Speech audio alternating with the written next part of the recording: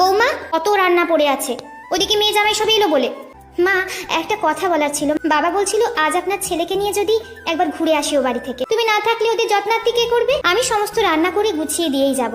আমার কাছে আমার বাবা মা আমার জীবনের ফার্স্ট প্রায়োরিটি। তারা তাদের অর্থ এবং শ্রম দুটোই আমার পেছনে দিয়েছে বলেই আমি এত বড় হয়েছি। এখন আমার সময় হয়েছে তাদের কিছু ফিরিয়ে দেবার।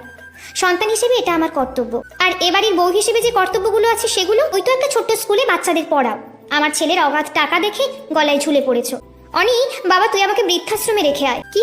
তুমি মাকে কি বলেছো রাত্রি? ক্ষমা চাও, এক্ষুনি আমার মায়ের কাছে ক্ষমা চাও। তোমার জন্য আজ আমার মায়ের চোখে জল এসেছে। আমি কোনো ভুল করিনি, তাই সরিও বলবো না। বাড়ি থেকে বেরিয়ে যাওয়ার কথা যখন উঠেছে তখন আমি বেরিয়ে যাচ্ছি। আপনি কেন যাবেন? এই বিনা মাইনের কাজের মেয়েকে যদি দরকার হয় ডেকে পাঠিও। আজ বরং আসি। বর্তমানে এমন অনেক রাত্রি আছে যারা শত যন্ত্রণা সহ্য করে শ্বশুরবাড়িতে থেকে যায়, কারণ তাদের কোনো যাওয়ার জায়গা নেই বলে।